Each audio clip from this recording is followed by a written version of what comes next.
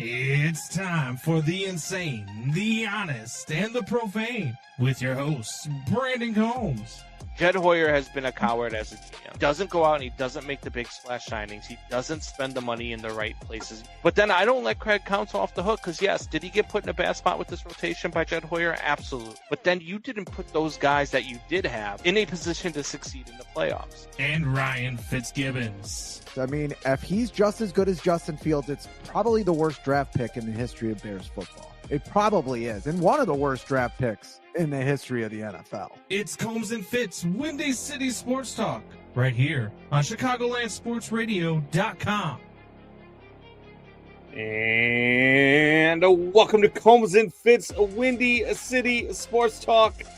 It's your boy, Brandon Combs, along with my guy, Ryan Fitzgibbons. Fitzy, nothing happened yesterday, man. Nothing worth talking about. We had a couple of football games, but there's definitely no arguments all over social media. We definitely weren't arguing before the show about whether or not there was or wasn't a catch or an interception.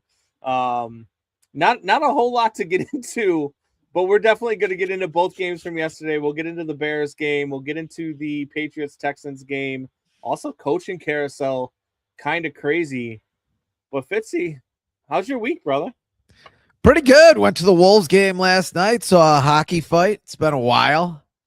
Yeah. The Chicago Wolves fighter lost, but the Wolves won the game. So lost the battle. Was it Wolves Hawaiian shirt night? It was Wolves Hawaiian shirt night, and it was like. Oh, so you didn't buy that? No. This is Wolves. Okay. This that is makes free. It okay then. The tickets were free. My boy Aiden got one too. We also got a free hat. So it was kind of like free tickets, free hat, free Hawaiian shirt, free watching a fight. Pretty good hockey. I mean, that Allstate Arena, yeah, it's a basic arena, but it's really nice. And it's Wolves did put on a great show, man. Fireworks inside. They always have. Yeah. Like just a great time. And question for you. When you say it was free. Missed the last half of the Bills game, or not the last half, but like the last, quarter. But nothing happened. Really, you didn't miss nothing anything. really happened. So it's good there. And then missed the entire 49er Seahawks game, which really, I mean, other than the Seahawks being mostly what I thought they were, nothing really happened. I thought the Seahawks were going to win that game. Seahawks won that game. I really wish the Rams would have played them first, but that didn't happen. So no, you get the Rams at a frigid Soldier Field tonight. But look, when you say that shirt was free, that it was free at the door, right? Like, not, you didn't go into the clubhouse and or into the shop and be like, oh, this shirt is definitely for free. Yeah, this is mine. No, I don't want the shirt that looks really cool. I want that one. No, yes, this was absolutely free at the door. First 5,000 people got one. We got there early. I'm with a 7-year-old, so we left with about 5 minutes to go in the third period. They were up 4-1 though, so they won. Oh, there you go. It was, good. Look, I love the Wolves, man. They put on a good show. If you like hockey and you're in Chicago, man, just it's a cheaper ticket. And expensive. It's really good hockey. Really, and good hockey. I mean, they're a good team. Usually they put a good product out on the ice. They played the Rockford Ice Hogs, and they beat them up. So it's a good time. No, absolutely. Good stuff. But look, let's get into the divisional round games yesterday. I mean, we'll touch on the Niners Seahawks. There's really not much there other than Seattle looks unstoppable. But let's get to this Broncos game, man, because look, a lot of talk about the overtime victory for the Denver Broncos, and there's a couple of things that I want to get into in this game. But let's start with the big debate from this morning. Let's start with the thing that everybody's talking about on every major news channel that does sports. Was it a catch or was it an interception? Because when you ask me, here's what I took from it, and I took this live. This is what I said last night while watching the game. It looks to me like if you just watch Brandon Cooks, and I'll bring up the play here in a little bit. If you just watch Brandon Cooks during that play, when he hits the ground, it looks to me like he goes unconscious. Like he hit the ground, his head bangs off the ground. I think he goes unconscious and he's going to lose the ball anyway. Now, as trying to complete the process of the catch, you have to survive the ground. So that ball was going to come out anyway because his arms go limp and everything when he rolls over, and it would have been incomplete. But since it lands in the arms of the defender, never touches the ground, to me, that's a complete interception. And I understand sometimes I don't necessarily agree with this rule because I agree that maybe he should have been marked down, because if you're a runner and you have the ball and then you get touched and you go down, you're down by contact and the ground can't cause a fumble. But when you're a receiver and you're trying to come up with the grab in the process of the catch, you have to survive the ground. I don't agree with that, but that is the rule. So to me, by the rule, it was a clear interception. And I don't think that Bills fans, and I understand that they're so mad at the officiating today. They shouldn't be. You turn the ball over 4 times. Yeah. You're going to lose that game, but you can't blame officiating in a game like that. You score 30 points, your defense gives up 33. That's your problem. But when it comes to that play, I think it was an interception. You think it was a catch, though? Yeah, I mean, even Gene Sarator, who, I mean, you could bring it up if you want. His explanation of it. I get it. First of all, you're an asshole. Because I say I don't want to argue about this. And certainly you drag me into an argument about this because I don't think there's a lot to argue about. I think if they call it a catch, okay. I think if they call it an interception, okay. I do agree with you. You have 2 turnovers in that game, and you probably win by maybe high single digits, probably double digits. You win the game by. You were definitely the better team, which I thought Buffalo was. I thought Buffalo should have made the Super Bowl this year. I really didn't think Josh Allen was going to be the reason why they didn't. He definitely is. I think he deserves all the tears he cried. We do have a new tear meme. But also Gene Sarator does say in what he tweeted that it is a judgment call. It is. And if Nixon with the Packers is on the other side of DJ Moore in the right before Christmas game where DJ Moore catches the thing and he grabs that ball, is that an interception then? No. So and again, I don't agree with the rule because there are so many different variations. Answer the question. Rule. If Nixon catches that ball, it's an interception. Correct. Then that's a really bad rule because that's definitely a catch by DJ Moore, and it's almost the same exact play. It's just in a different part of the field. And yes, actually Caleb throws a better ball. I mean, I'm not going to say Josh Allen did something bad. It's not a great throw.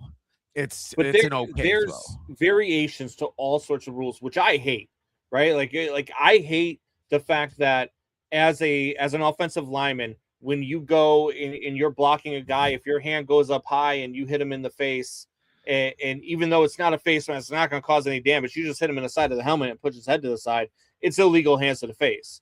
But if you do that as a running back, running full speed, and you put your arm out and just completely annihilate and decapitate a guy, it's called the stiff arm. Yeah, Bears have. I think the certain rules having certain variations and different. Same thing with we were talking about this before the show. When a guy goes to the sideline and he catches the ball and he drags his toes, he never completes the process of the catch. But you still do have to survive the ground in that instance, do you not? You still do have to survive the ground because if you drag your feet and then you go out of bounds and the ball comes loose when you hit the ground, it's called an incomplete pass. And that's what happened with Cooks, was he didn't complete the process of the catch. The ball was coming loose.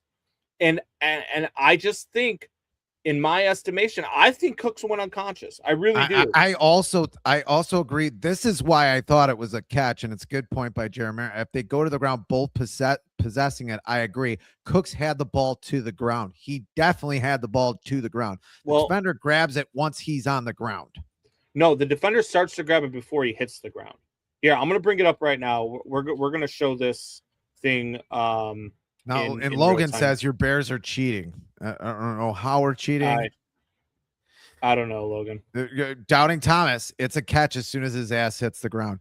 Now, I have a different view of this. Yes, I thought it was a catch, but I think it could have gone either way. I'm not going to be as demonstrative that, no, it's a catch. I think it's a really close call, and I think Sarator is right, or as Jeremiah said, Skeletor is right. Gene Skeletor is right. I think it's a judgment call at the end of the day. But let's look at this play here. I'm gonna play it, but I'm gonna slow it down. So as you're going right here, and that means Cooks is down by contact. Sports Jazz fan. Ooh, right like here, that. Sports and Jazz. I'm gonna show you guys the catch right there. Look, the defender's hand is on that ball as well. The defender's hand is there too. So now, as you bring this in, before he goes to the ground, watch his second hand go around the ball as well. Right there, they are fighting for the ball. His arm is between the receiver's body and the ball. They are fighting for the ball. Now, as they hit, his hand never leaves the ball or between the body of Cooks, and they go to the ground right here. He's down, but he's still possession down, has catch. Not. I understand. Ground can't cause a fumble. Ground shouldn't be able to cause an incompletion. He's not a runner, though. That's where you're getting confused. He's not a runner. He is still completing the process of the catch. And now when he hits the ground, watch Cooks as he hits the ground. Right there, look, right there. Yeah, but he's and down. They just hit the ground. Yes, but he's down for a while.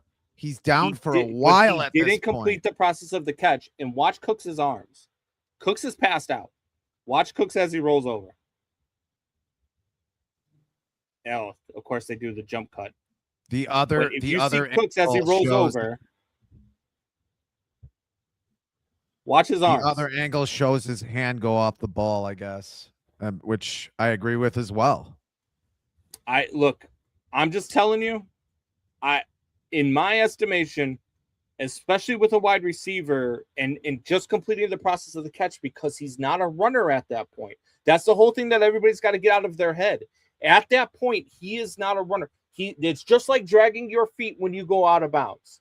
You drag your feet, you get 2 feet down, and then you go out of bounds. If you hit the ground and the ball comes loose, it's an incomplete pass. No, that's not true. Yes, it is. No, it isn't. Yes, what are you talking about? Yes, it is. Not. You're out of bounds. It's over.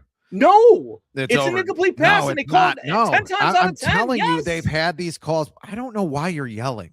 Because you're wrong. I don't know why you're yelling. No, I'm not. I am not actually wrong. Please tell this guy he's wrong. If they've had this before. Roy Williams. I don't care if Donald Fitzgibbon says it's true. He's past his prime. He's peaked. He's on the other side of his life. Wrong. Okay. Okay. I don't know what he's saying. I think Combs is pissed off. Is the pissed off wife today. Earlier, Jeremiah said I was the pissed off wife. Julianne saying you're the pissed off wife. We've had this before. It happened. I said before, Roy Williams, one of the 20 in the early aughts, one of the 20 receivers that the Detroit Lions drafted all in a row, caught the ball against the Bears. Same thing happened as you said. He gets 2 feet in. He goes out of bounds. He then loses the ball. Detroit loses the game. Bears win. They've changed that rule.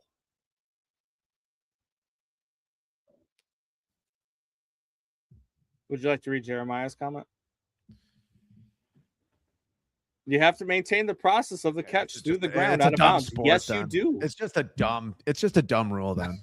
It's just a dumb rule then. I don't know what to tell you. I know that they addressed this rule. Say that they addressed this rule before. Say you remember the Roy Williams catch. Say they addressed the rule before. Because there's also a Des Bryant catch that they addressed the rule before. I agree with you. I'm not saying that it's a good rule. You've changed. I have changed a little bit. I'm not. Changed my shirt.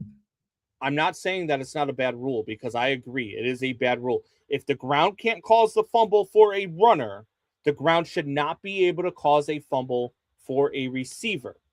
I completely agree with you. But by the letter of the actual rule, that was an interception.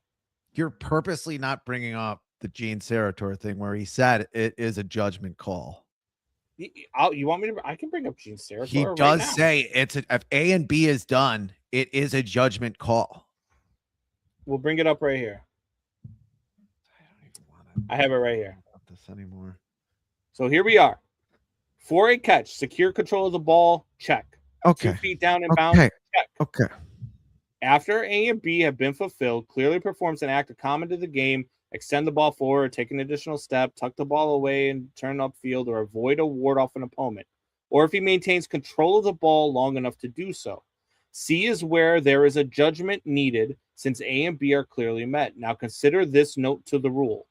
If player A, who satisfied A and B but has not satisfied C, contacts the ground and loses control of the ball, it is an incomplete pass if the ball hits the ground before he regains control. Or it doesn't hit the ground. It doesn't hit the ground. You're right. It doesn't hit the ground. It hits the defender and goes into the defender's arms. That's why it's an interception. That's exactly what I'm saying. A defender can't take the ball away from a receiver while he falls out of bounds. It would have been incomplete. It's not about him taking it away. It's about as the ball comes out, it doesn't hit the ground. It lands in the defense. If that ball hits the ground, incomplete pass. But it doesn't. It lands in the arms of the defender. He was going to lose that ball because he gets knocked unconscious. Does the defender that ball was coming out? Does the defender have possession? Megan TV says, does the defender have possession? I don't know, man. It's that all I'm saying is to me, like I said before the show, to me, just looking at the play and being a sensible human being on the earth and playing backyard football and whatever the hell football, when a person catches a ball, how many times do you have this playing backyard? What it looks like, more times than you would think. I imagine you and John fighting over this in the backyard. What it looks like is a catch. If you look at it, it looks like a catch. He's down. Whatever that idiot defender's doing afterwards doesn't matter. What matters is that the ball comes loose when he also I don't think it changes the game. I think Buffalo pisses all over their legs and loses anyway. So I mean, well, that play here's the other thing about that play is on 3rd and 10. So let's take the defender out of the equation. Cooks hits the ground, the ball comes loose and it hits the ground. It's an incomplete pass. Buffalo's punting the ball on the next play anyway. It's 4th and 10. Yeah. So that's essentially the punt. That's what I'm saying. Anyway. They lose the game anyway. Yeah. Go ahead.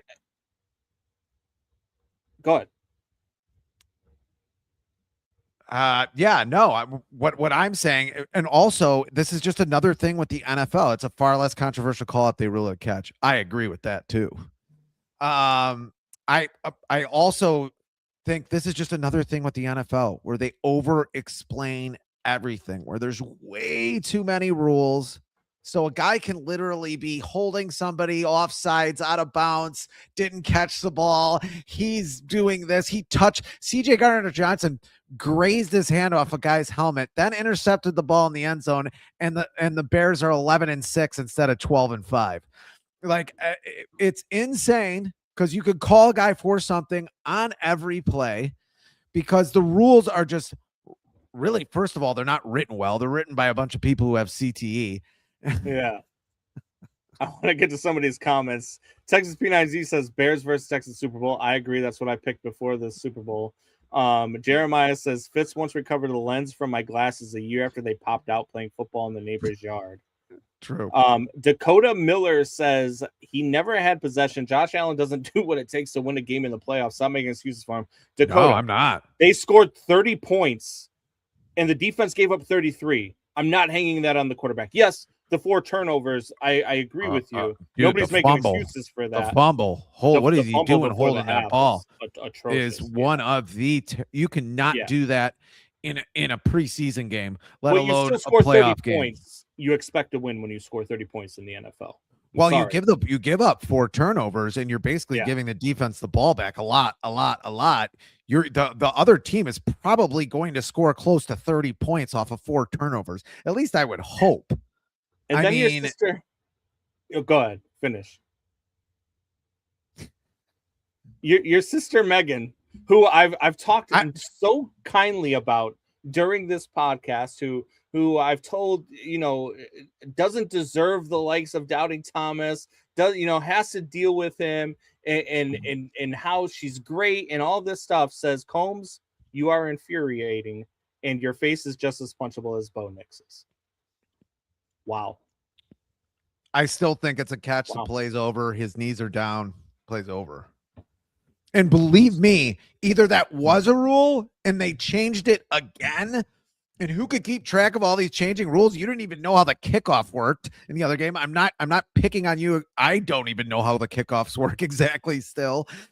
No one knows what's going on in the game because they keep changing the furniture around and going, this is your house. This isn't my fucking house. Like, this isn't the football I grew up. Like, it's just, they keep changing the rules. George Jetson says offense had his hand on the ball the whole time. The ball didn't come loose because he hit the ground. It came loose because he failed to secure the interception. I disagree. It's coming loose when he hits the ground because he goes unconscious. Watch the play again. I'm telling you guys, go find a spot where you can watch the play. So here's my thing. And then watch here's my question then. Here's my question then. Should he, after he's done rolling around on the ground 40 times, he's obviously down, the play is over. Should he then get up with the ball and do what Colson Loveland did in the Packers game again, and never let go of the ball for the rest of his life?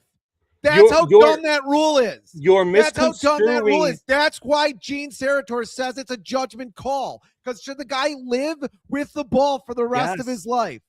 But see, this is where you I think you guys are confusing my take with what I feel.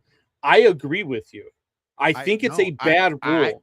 I do. I know you do. I already heard what you said. Think it was an interception. It's a dumb rule. It's a horrible rule. It needs to be changed, and everything should be clear. A catch should be a catch no matter where you're at on the field. Whether you're on the 40, whether you're hitting the ground, whether you're going out of bounds, whether you're in the end zone, a catch should be a catch no matter what. Same way when you're going out of the back of the end zone to make a catch and you drag a toe or you drag 2 toes or whatever, but you don't survive the ground, it's called incomplete. I thought as soon as the ball crosses the plane of the goal line, the ball's dead and it's a touchdown. If you're in the back of the end zone, is the ball not crossed the plane of the goal line? It is. So as soon as you catch it, it should be a catch. I agree. I think that a catch needs to be defined and established, and there shouldn't be a difference between being a runner and trying to complete a catch. But the fact is, they are different rules, and there are different interpretations of them, and it is a judgment call.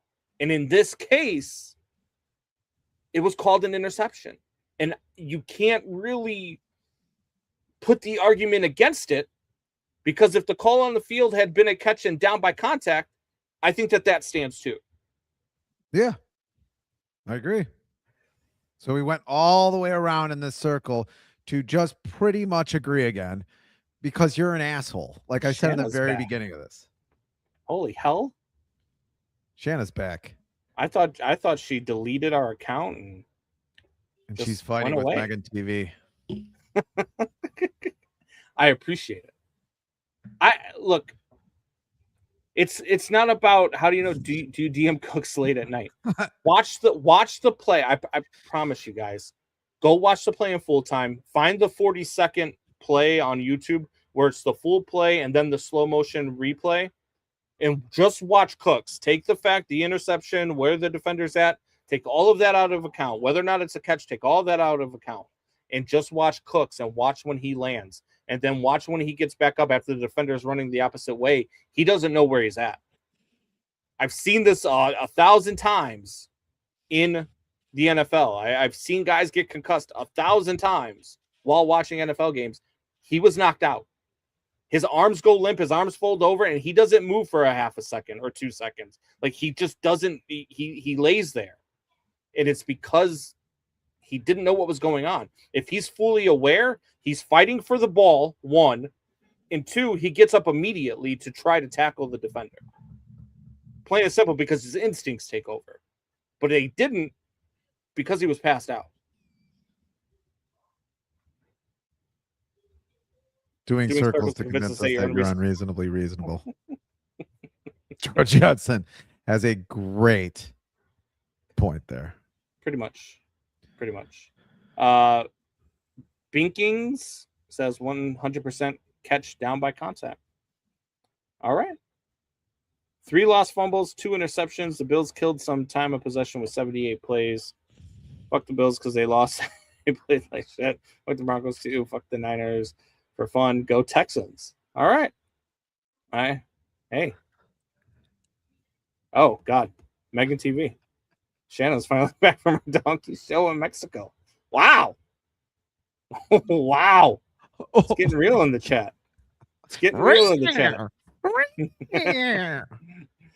Allen forever deserves the ball to be glued to his hands. He definitely got a concussion. I think so too.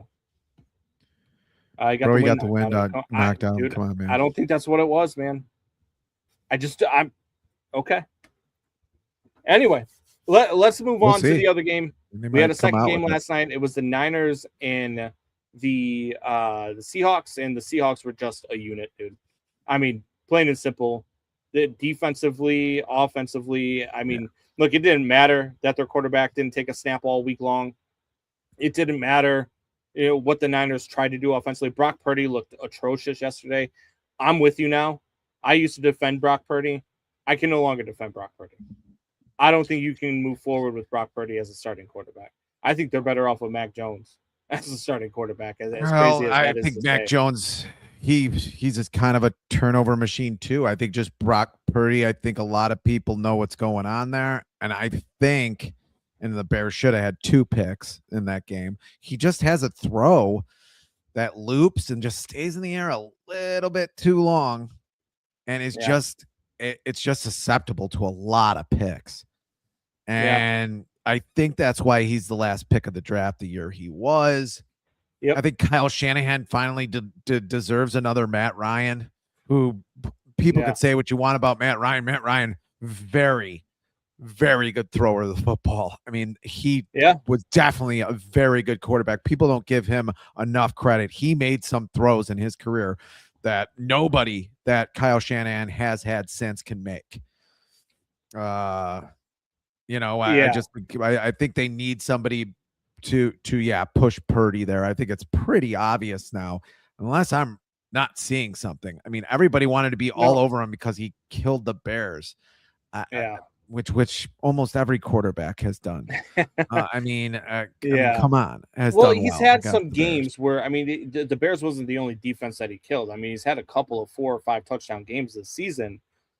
I just think that the interceptions and the way that, I mean, look, I think the Kyle Shanahan system is conducive to a lot of quarterbacks, and I think he's one of them.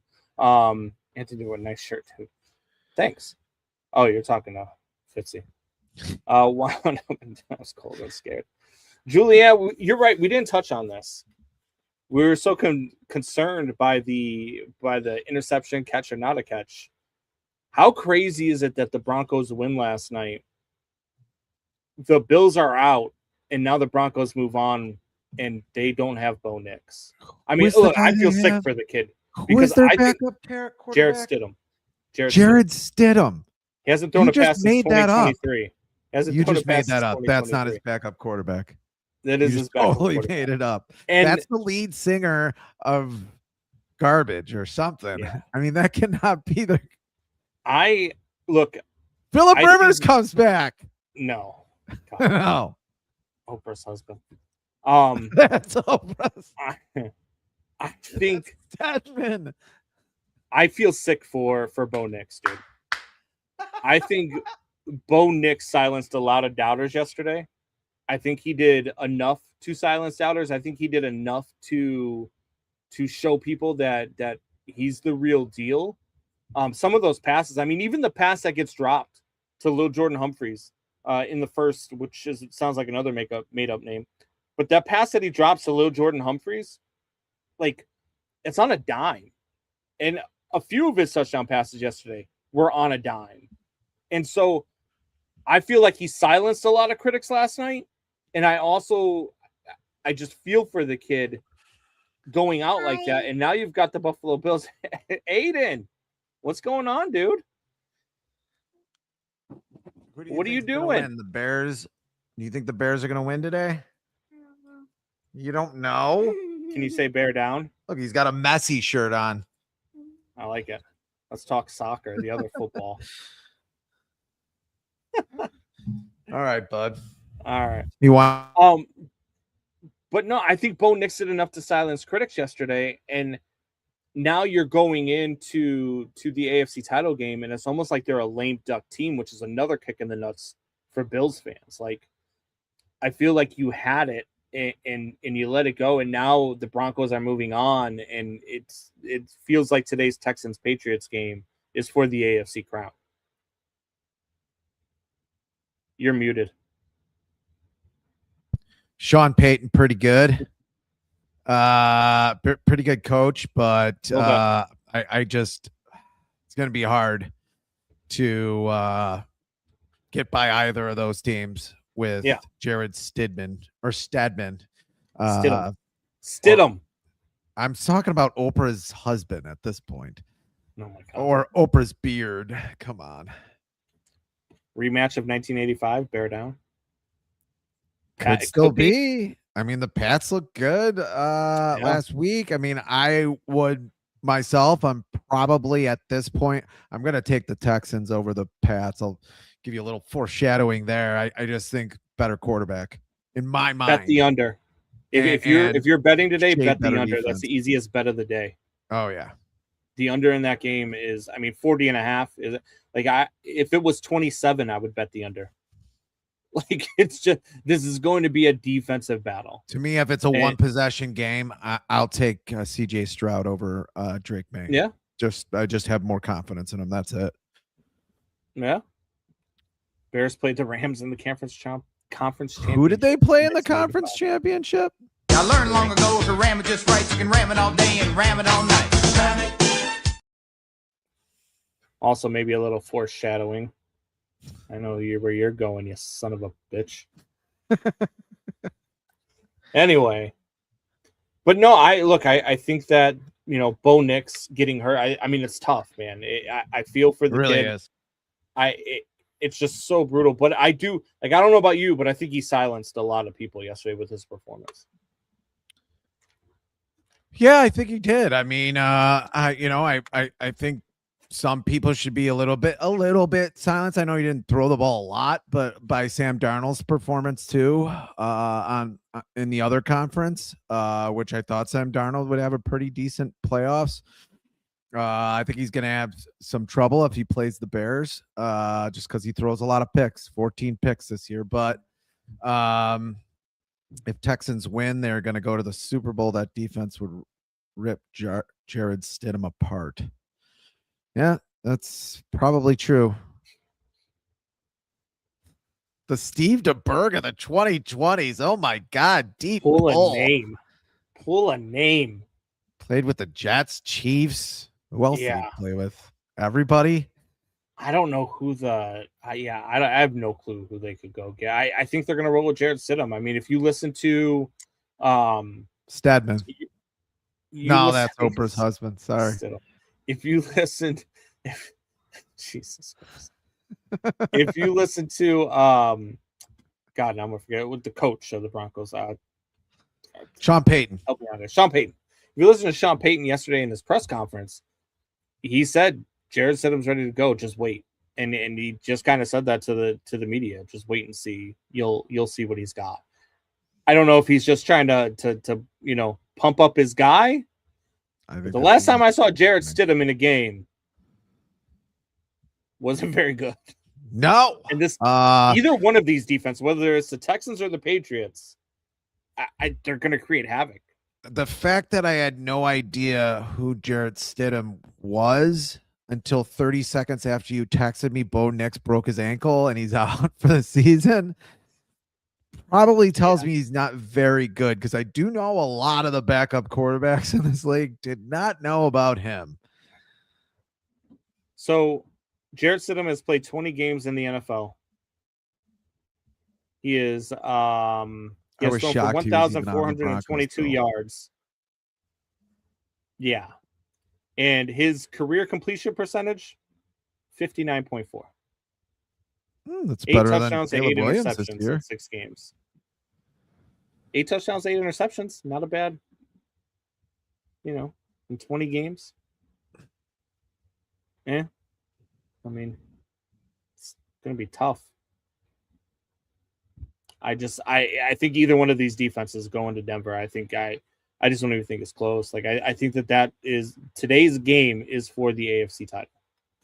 I 100% believe that. Unless something crazy happens in Colorado. I mean, it would have to be something like really, like Jared Stidham just comes out and it's actually Tom Brady in a Jared Stidham jersey. That's what's going to have to happen in order for the Broncos to win that game. Right, sure. All right. Play QB for the Broncos. Let's move on to, before we get to the games, we did have some stuff go on in the coaching world. We've been talking about the coaching carousel over the last couple of weeks. Kevin Stefanski hired as the Atlanta Falcons head coach. John Harbaugh agrees to his 5-year deal with the Giants. Matt Nagy is the lead candidate for the Titans job, and Matt LaFleur got an extension in Green Bay, which, wow. But Stefanski to Atlanta is something that I said last week on our show that I felt was going to happen. I felt like it was a good fit. Look, you got the 2-time coach of the year, and I know a lot of people talk about, his record in Cleveland or whatever. Let me remind you that it was in Cleveland. And when you look at that roster, they had 5 quarterbacks this year, and none of them were good. And he still took Cleveland to a playoff appearance, still won a game with Cleveland in the playoffs. Like, this guy is a 2-time coach of the year. I think him in Atlanta, they got to find a quarterback, in my opinion, because I'm not so sure. One, I don't think Michael Penix can stay healthy enough. God, is he putting tape over your mouth? It's about time. It's about time somebody finally did it. I was waiting. This might be the greatest moment in show history. This might be the greatest thing that's ever happened. But look, I just, for me, I think Stefanski to Atlanta, I think that makes them the best team in the NFC South. And I think that they might win a Super Bowl with Kevin Stefanski as their head coach. At the very least, within the next 2 to 3 years, they're going to be contenders for the NFC title. And if you can talk, go ahead and talk. If not, I can just take us out from here. No, I actually think it's a pretty good hire by front office of the Atlanta Falcons that has made a lot of blunders, including the Michael Penix Jr. I think drafting him after you paid Kirk Cousins, which probably wasn't a good idea. But if you're going to pay Kirk Cousins, why do you draft Michael Penix Jr.? But I think Stefanski is I agree. I think I mean, they went to the playoffs with Joe Flacco coming in partially through this season. I think that's a good hire. Look, we'll have more on Matt LaFleur, but I think extending him, I didn't see anybody unless it was John Harbaugh who could come in as a Packers head coach and maybe be better that was out there. I could see if it was a couple of years ago when you had a lot of like really good coaches out there, possibly, but I don't think anybody's going to do much better than Matt LaFleur there. Right after the game, I thought he was gone. I really thought, and I thought that would be a good decision. I thought about it for a couple of days, and I just think he's a good coach. He is. I think he does make mistakes, and we talked about it last week with the obviously just overly egotistical play calling in that second half was just ridiculous. Even some other coaches in the league talking about the patterns that he had receivers running in that game. He's got guys running, 20-yard outs. Yeah. With 3 minutes to go in the game. I even before that, trying to go for the long, way too much. But here's a question I want to pose to you and to Jules, who's in the chat right now. It says, lesser of all evils, devil, and all that jazz. Right? I agree with you. Yeah. I agree with you. I think Matt LaFleur is a good coach. I I don't think he's a great coach. I don't think he's a coach that's ever going to win a Super Bowl because I think he's too self-absorbed in his play call, too self-absorbed in I want to be the smarter guy.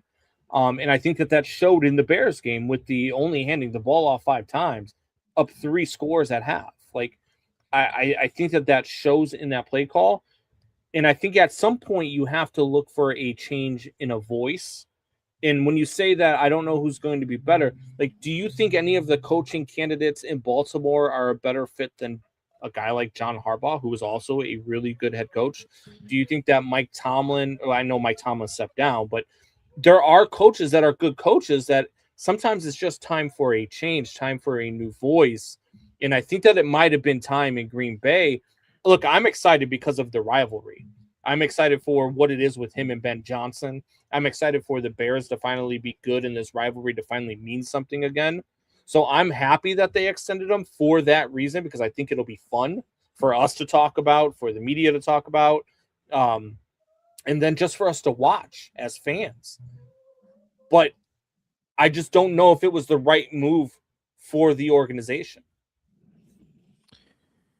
Yeah, I mean, especially with Matt LaFleur, I just think someone might have to sit him down and be like, look, if you have a lead, end a game, such and such, like, how are we, where was your mind at? Where's your logic here? Yeah, we don't think you did right here or there. He's got to have an honest conversation with himself. If he has an ego, which it seems like he does, and I know a lot of coaches do, but you have to be honest with yourself at some point and say, if he can't do that, maybe it's a change. Maybe they needed a change, but I think in Baltimore, I can go with that argument a little bit more in Green Bay, where 18 seasons with John Harbaugh, what is it? 7 seasons now with a Matt LaFleur. I don't know. I think he's done a pretty good job. 3-6 in the playoffs. Yeah, I know that's tough.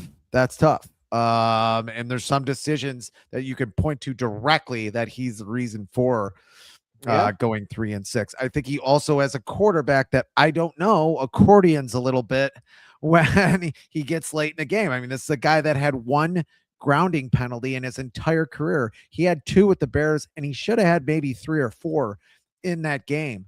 In Jordan Love, where he's throwing the entire second half off his back foot, kind of inexplicably half the time. Some of the times the Bears did get some pressure on him in that second half, thank God, but some of the time there's no pressure and he's off his back foot. Yeah. No, I look, I think that there's a lot of Sean Payton is 62, but he looks 82. Yeah. Well, he did have a pill addiction and was drunk many times. Sean Payton looks drunk.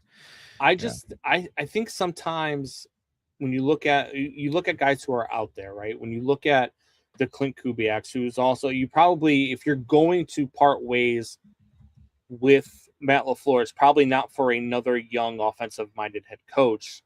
So my guess would be somebody like Robert Saleh or Vance Joseph or Jesse Minter would be that voice, or maybe even a Brian Flores would be that voice, because you go with a defensive-minded guy who's got some time in the league, who really can command that locker room.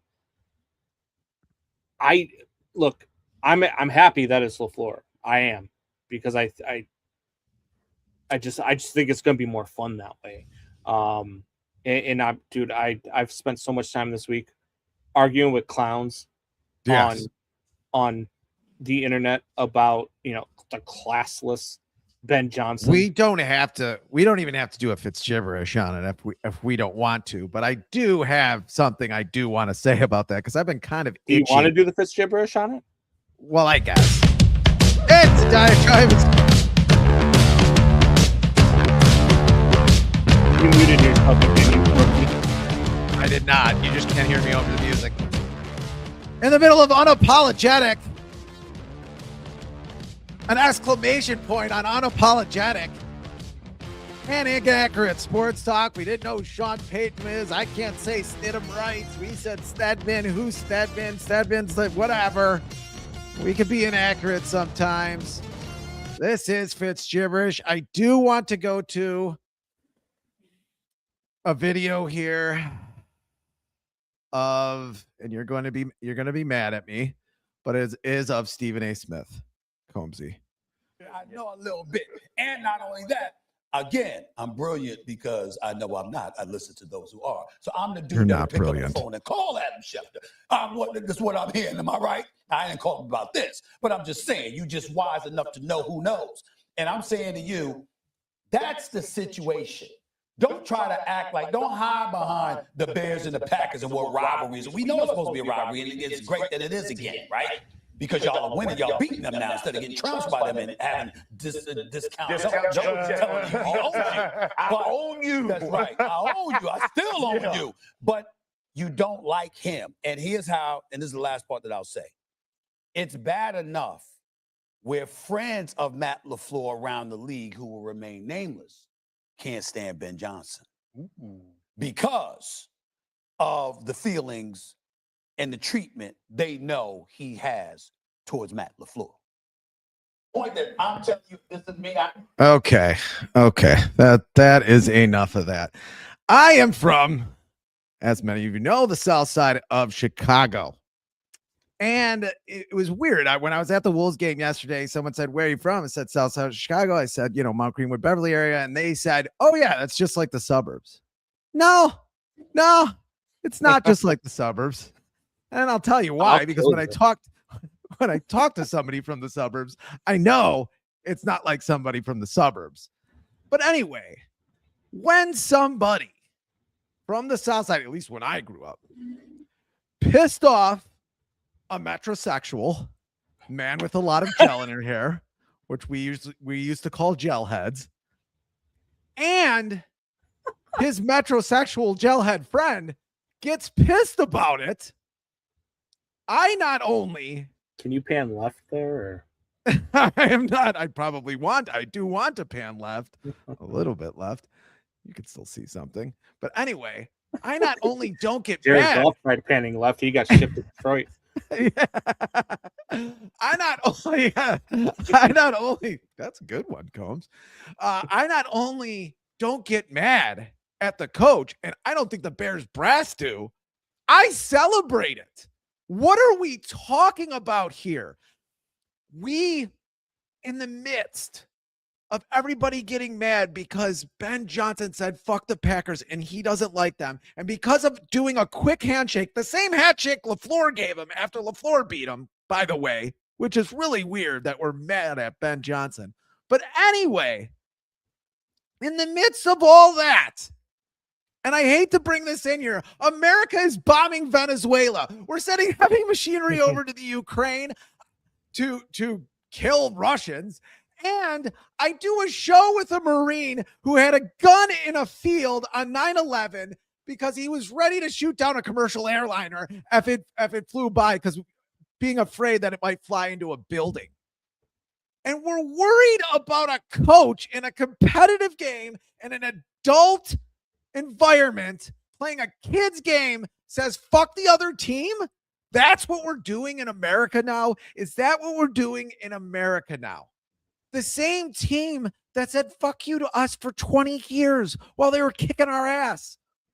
What is wrong with this pitcher? What is wrong with America? And that's FItz gibberish. Combs. I'm sorry. It's another nanny state thing. I agree. I have spent all week arguing with people about this, and here's the thing: if you think that Ben Johnson was classless, whatever. I don't really care if you think he was classless, because to be honest with you, whether I'm a Bears fan or not, I've already talked about this. I don't have a problem with a player who doesn't shake hands. I'm okay with a coach who has an edge to him, because we've seen the coaches that don't have edges to them. We've seen the Mark Trestmans. We've seen the Matt Nagy's. We've seen the Matt Eberfluses. We've seen the coaches that don't have that spark. And where did that land us? The last time that the Bears had a coach that was this outspoken about the Packers, it was Mike Ditka. And he won the Super Bowl. I am okay with a coach that doesn't like his rival. I'm okay with a coach that wants to talk trash and get into the opposing coach's head. Which he obviously did, by the way. Hey, the Sean McVay tree is angry about this. The Sean McVay tree, this didn't go over well in circles. In football circles, this didn't go over well. The Sean McVay tree is good. Well, good. I hope the Sean McVay tree is so happy that this week, when the Bears beat the Rams tonight, and he screams, "Fuck Sean McVay" in the locker room, and fuck the Sean McVay tree. I hope they're unhappy then, because this team, this coach, they have an edge to them. This is a different locker room. We haven't seen this in Chicago in a long time, man. In a long time. Even the Lovie Smith days weren't like this. And so for me, I like the swagger. I like the confidence. And I like the future and the way that this is going. And if you think that he was classless, I'm okay with that.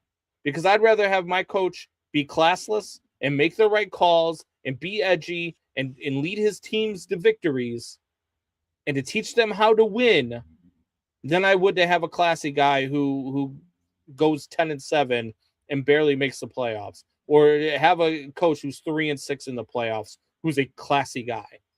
Sorry. I mean, I totally agree with you. We talk all the time that we want our teams to have an edge, to maybe be a little innovative. That's what this guy is, and he has an edge. Anybody who's innovating or doing something just a little bit different, which I think Ben Johnson is even going another step above that, they're going to have a little bit of edge. They're going to be a little quirky. I mean, this guy's able to do everything. He's able to work with the offense and I mean, McVay's the same way. In LA, he's able to do communicate well and be the nerd offensive coordinator as well. I mean, I don't see what's wrong with him having an edge. I'm in sales. Occasionally, a client will come to my manager and be like, "Ryan's reaching out too much. He's a little too pushy." My manager says, "Okay, I'll talk to Ryan. He'll be, and then my manager comes to me and says, "Good job." Yeah. Keep calling these assholes. Yeah. Same thing with Bears management. What's Bear management going to say? I mean, why would Ben Johnson ever care about this? Like, this is so dumb. And really 10 years ago, this isn't even a thing. In 2018, when the Bears were last in the playoffs, this isn't even a thing. This isn't even like, we're not even talking about this. It's crazy. Omar says there's only one nation under God, Raider Nation. Wow. If Raider Nation has been under God's watch, he really doesn't like you. No, because it's been bad for a long time. Sure, it's not Satan. Yikes. Maybe God just fell asleep while he was watching them, and now they're playing in the pool. I don't know. Packers fans being crybabies. I like the actual fans, and they love what Ben Johnson said. It's the soft half fans that make it a big deal. I agree. Yeah. Julianne did say other Packer fans. Yeah, Julianne's one of them. Other Packer fans as well who said, "Hey, I love the rivalry." Yeah. I hate the Bears. I hate Ben Johnson, but I love the rivalry. And it's the same thing. Like, it's different for Packers fans than it is for Bears fans, I believe, especially of our generation, because we spent the last 30 years watching the Packers kick the Bears' ass. So we hate the Packers and we hate Packer fans. And I think the Packers fans have less hate for the Bears because who the fuck are the Bears over the last 30, 35 years? Yeah. They've just beaten your ass for 30, 35 years. So it's just, it doesn't make, you know what I mean? It's like it'd be like me if I hated the Pirates and the Pirates fans. Like, really?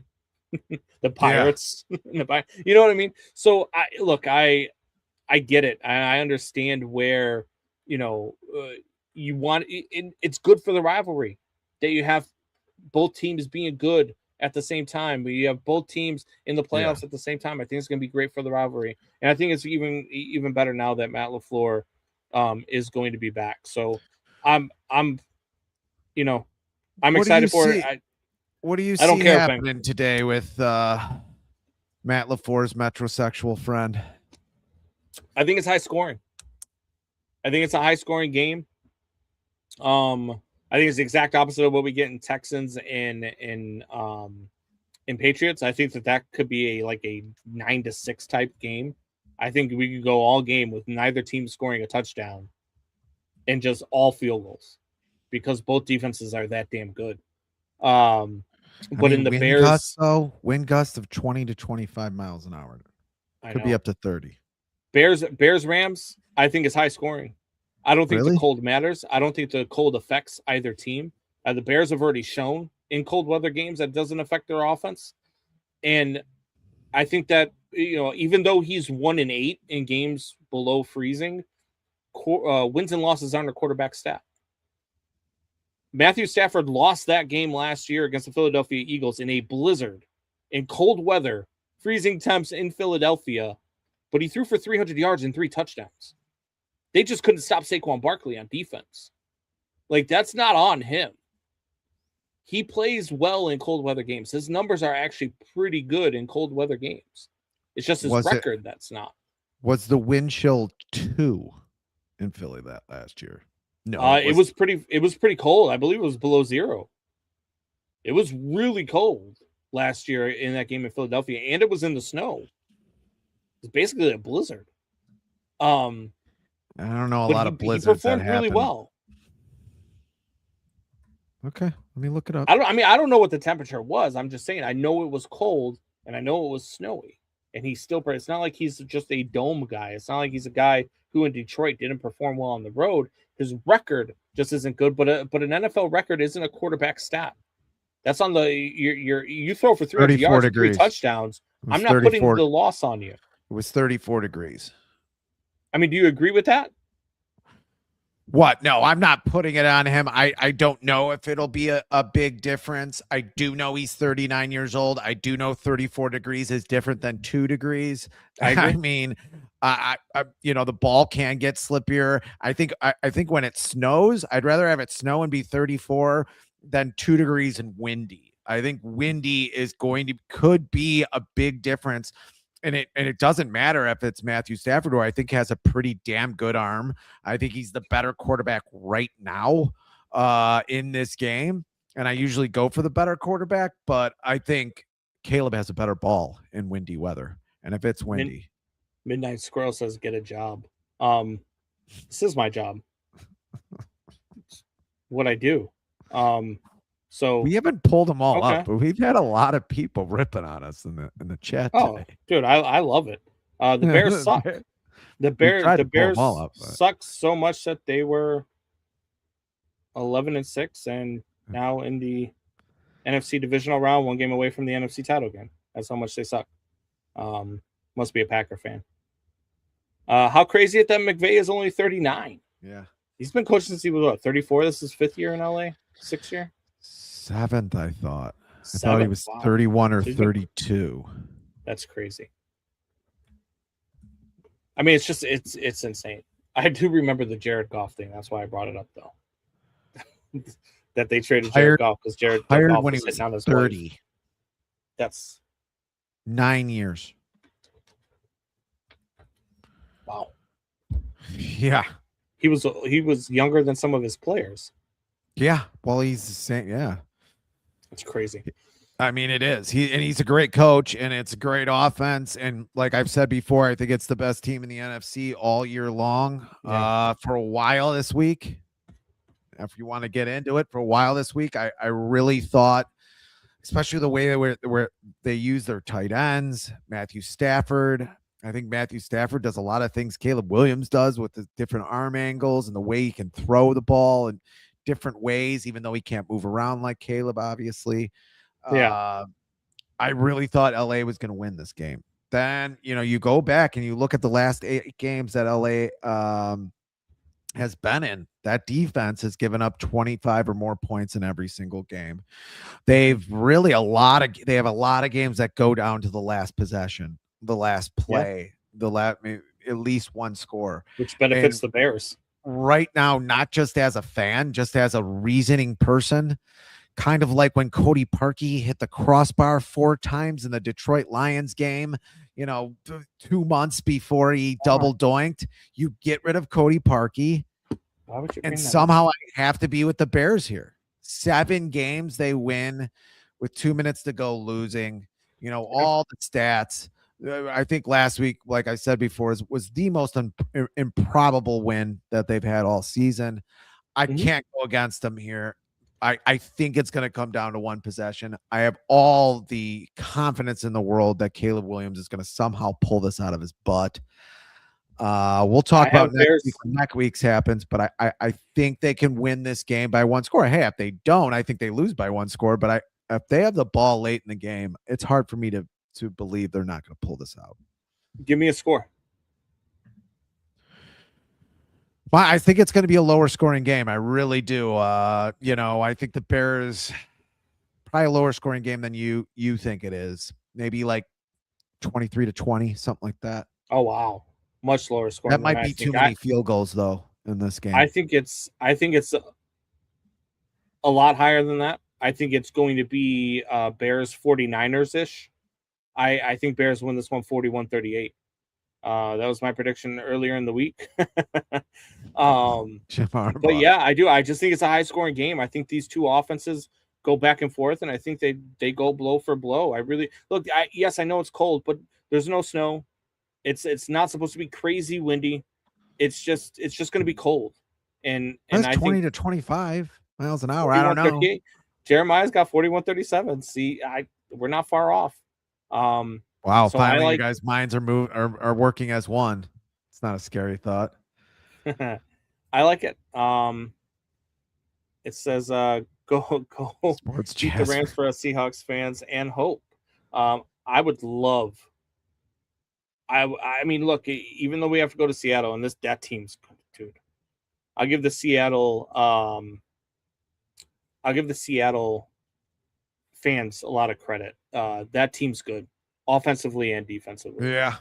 They might be the most complete team left in the NFL playoffs, behind maybe the New England Patriots. I would have said the Broncos, but they've got Jared Stidham. So I think that they might be the most complete team in the NFC. That being said, I don't think that there's a team in the league that the Bears can't beat. I really don't. And I think it'll be a great game. I think it'll be fun. We just got to win today. Go beat the Rams. I just think the Bears can move the ball against any defense, and I don't think that Seahawks offense performs as well against that Bears defense as they were able to against the 49ers yesterday. I don't, but we formed the weirdest Power Ranger you've ever seen. Me and Jeremiah. It is. All right. What do you got in before we get out of here? What do you got in Patriots Texans? I think the Texans are going to take that. Like I said, that might be another one possession game, but I think CJ Stroud right now, I just have more confidence in CJ Stroud right now. I need to see more from Drake May. I don't think Drake May will win the MVP. I think the Bears are playing the MVP. Yeah. Today. And Matthew said, I think it's insane that they would give it to Drake May, but everybody's saying they're going to. I'm all over the Texans. I'm with you on the Texans. Yeah, I am too. Texans Bears Super Bowl. Hope it happens. But I'm actually going out to the Whistle today to watch this game with some friends. Me and Michelle are going to go meet up with some friends and watch the game. So we're going to do a post-game show tonight, correct? Yes. All right. So we will have a post-game, time to be determined. We will talk to you guys. For those that don't join us next week, tell your friends, tell your neighbors, tell your enemies. Same bat time, same bat channel. Check you later.